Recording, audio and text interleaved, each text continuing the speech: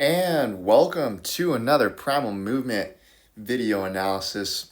My name is Alex Chang and I'm so happy to be here. I'm excited to break some movement down with you today. We're going to be taking a look at this athlete right here. Outside hitter. Her name is Laura Eichert. She was the #1 player in the state of Washington and was also the Gatorade National Player of the Year. And Laura's going to show us some really clean movement that is going to serve as sort of a reference to the style of training that we're going to be doing. So I'm just going to let you watch this clip. And as you watch, just want you to take some notes, mental notes, and yeah, just see what comes up for you. See, what do you notice about this player?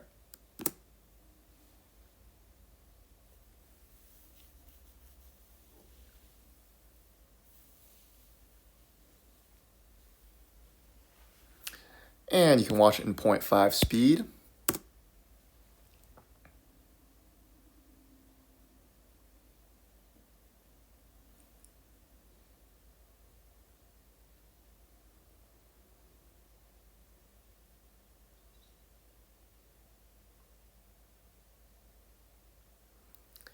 Boom, big kill out of middle back. So she does a lot of good things here, obviously. She makes that pass, great pass to the setter. She's going to make that dig, and then she's going to make that transition swing. So what are some things that you noticed? For me, when I look at this player, I just see a lot of coordination and a lot of ease in the way that she's moving. And also a lot of like agility. She's cat-like. She's on the balls of her feet. She lands really smoothly. And she's just ready to pounce on the attack here. Really nice high reach. So how is she doing this? That's the big question that I wanna ask today. How is she doing this? And the really cool thing about slow motion video is that it's gonna show us the details of how she's moving. If we can dial the details of how we're moving and master the most basic of the basics, then that's how we're going to be able to go out and express ourselves the most fully when we get to practices and eventually when we get to game day. But it all comes down from the basics. So as we watch, I just want you to start noticing foot position. I want you to notice shapes that she's able to get herself into. Because these positions, these shapes, and this is what we're going to be training to do. These positions and shapes are what's adding up to the overall performance, to the overall movement. So if we look here, we're going to take a look at this frame. And I just want you to notice the position of that foot and the position of that ankle as it hits the ground. So a lot of these great players, when they're moving, when they're stepping, when they're walking with a high inner ankle bone, with a really strong straight foot. And that's the difference. When we look at 2 sets of feet, we can see the feet circled in green. They're straighter. They're a little bit more narrow. We can see the arches in the feet. We can see the arches, right? Those inner ankle bones, those pink dots, those are lifting high. But if we look at the feet circled in red, we can see how those pink dots, they're going more towards the floor. You can't even see the arches. Those feet kind of turn into pancakes, right? We don't see any more arches. So even just the way we're standing, and this is the basics, right? This is why basics are so important.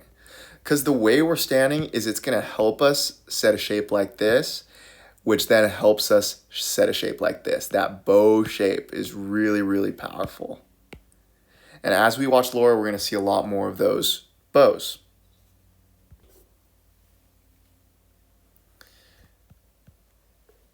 All right, so now we're going to look at this libero in the middle. And I just want you to notice the difference in how those two players are organizing their bodies.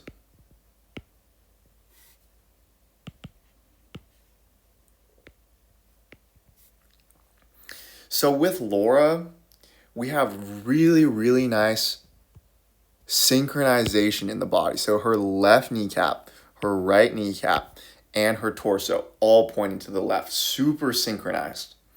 With our libero here, we don't have that. We've got feet pointing off to the side. We've got kneecaps pointing off to the side. It's just a single still frame, but I just want you to see the difference, okay? We're going to keep watching, and Laura is just really, really comfortable continuing to work in these shapes. Look at this frame right here. Inner ankle bone high, bow shape, heel away.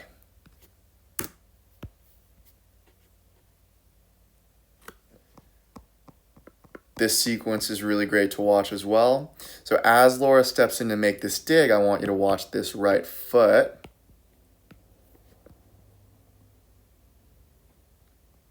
Boom, big plant, ball of the foot. Notice the shape of the foot, inner ankle bone high.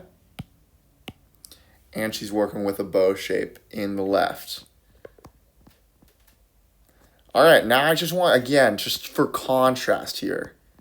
Just for contrast, we're looking at now this middle.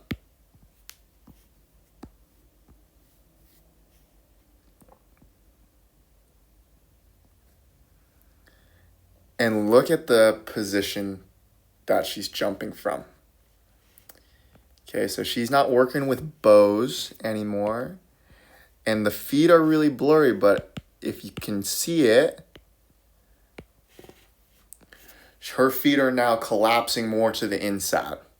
And what that's doing is it's collapsing her knees to the inside, which is telling me that she's putting a lot of effort in her knees, in the front side of her body. Because if she's in the back side, we're talking about back chain dominance now, that would help her set more positive shapes with the leg, safer shapes, more powerful shapes with the leg. So just notice the difference between that position and notice the difference between this position, okay? Between those two players, if you were just looking at those two players and this one frame, who would you say is more athletic? As we move on, Laura digs the ball. Beautiful dig. Watch how she catches herself. Spirally. Bow. Heel away. Inner ankle bone high. Again, synchronized. Kneecap, kneecap, chest, all facing the same way. Look at this setter. Really beautiful shapes coming out of this setter right here. Big bow, inner ankle bone high. Look at that. As Laura starts to get into her approach here, I want you to notice this frame, big step close. And just look at the rotation of the torso, okay? Kneecap, kneecap, chest, all facing the same direction. Everything's opening up.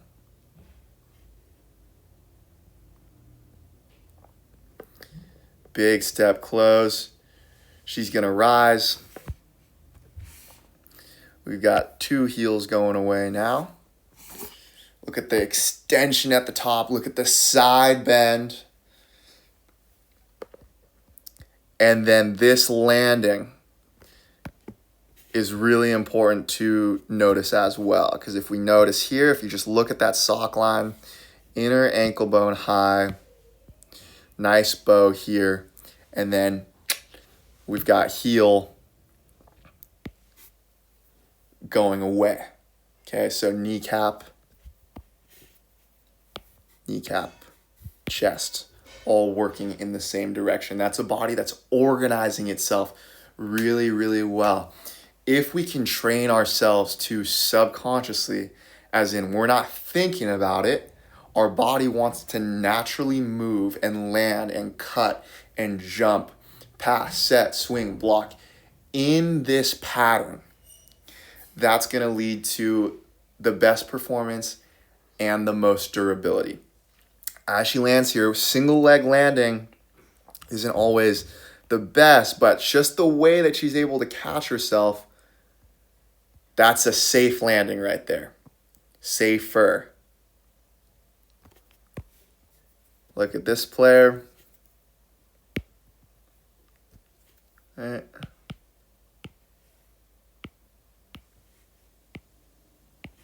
We've got knees caving in. We've got inner ankle bones coming low. So again, just wanting you to really notice the differences here.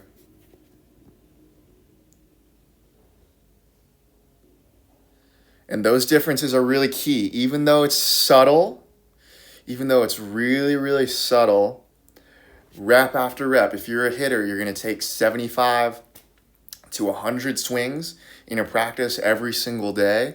Those swings, those jumps, those landings, those all start to add up. And by mid-season, or by the end of the season, as we get to playoffs, the more secure that your body could be in from healthier patterns, the more mileage you're going to be able to get out of your body towards the end of the season. So we're talking about longevity, we're talking about durability, and we're ultimately talking about performance as well. I'm going to show you a couple other clips. So with Laura, we saw some really nice patterns. We saw some really healthy patterns. We saw really durable and powerful patterns.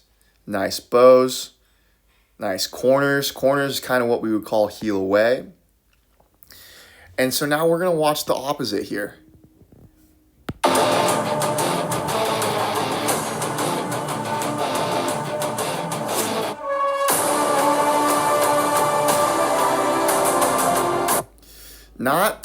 Not great, right? I mean, it just kind of hurts to watch. So that's a knee injury right there.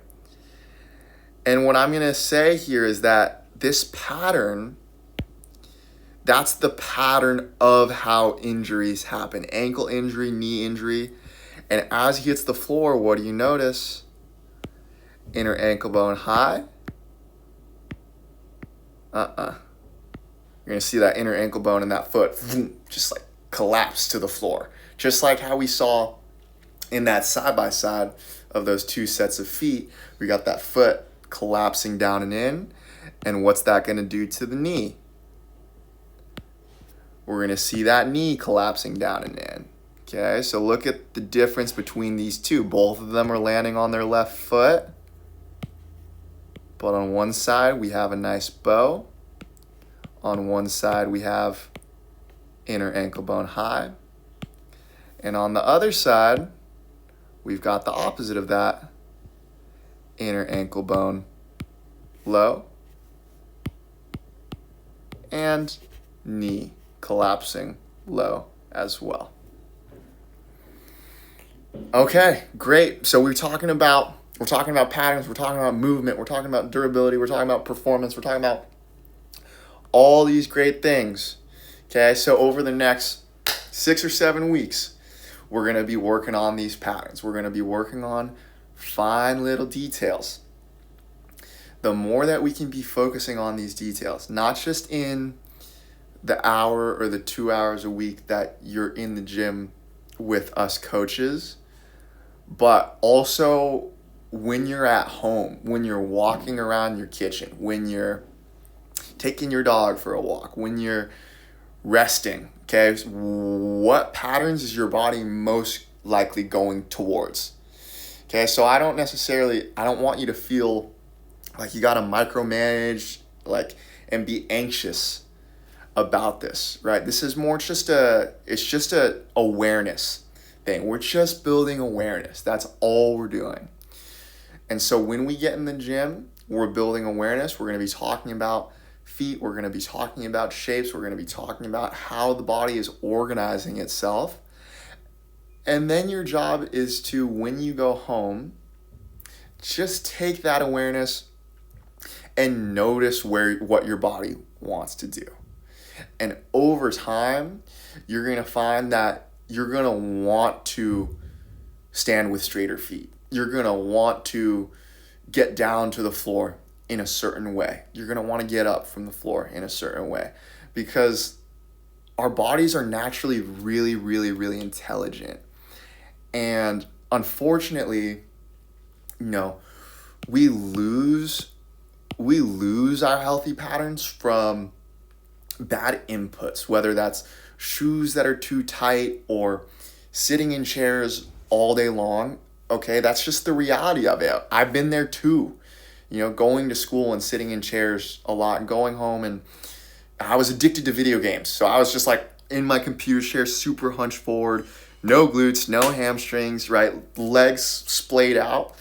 And it really hurt me in the long run, to be completely honest. And so that's why I'm so passionate about this, is because I know what it's like to want to be a really great athlete, but just feel like, it's like something is stopping me. Like, why do I feel stiff on the court? Why do I feel like I'm not as quick as I want to be, or as bouncy as I want to be, or as energetic as I want to be? It bothered me for a long time because I wanted to be great so badly.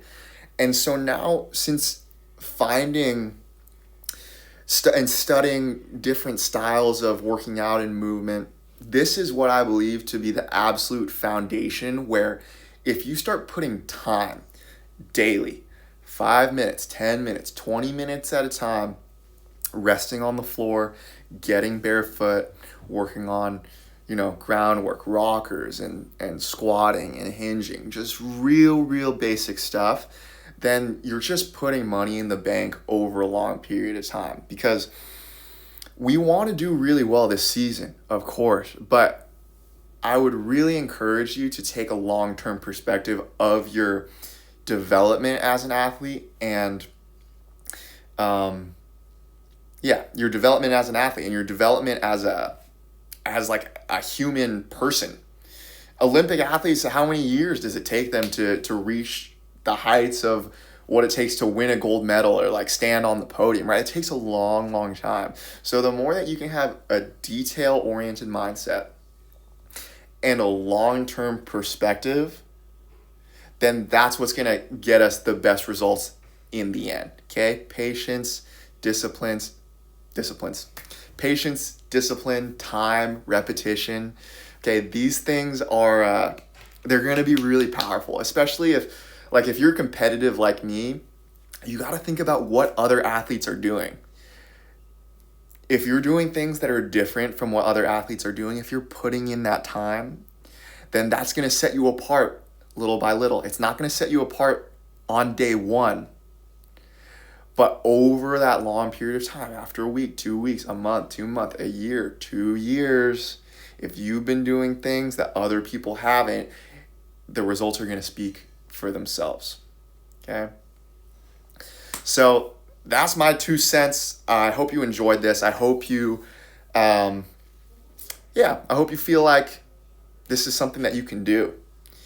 And this is something that you feel encouraged to do, because that's really the whole point. I want this to be fun for you. I want this to be enjoyable. I don't want this to feel like a drag or like homework or like I gotta go do this workout. It's supposed to be fun. Okay, so that's what I want for you. Really excited to continue working with you. If you have any questions, feel free to reach out and let me know. And I'll catch you soon. I hope you have a great day. Peace.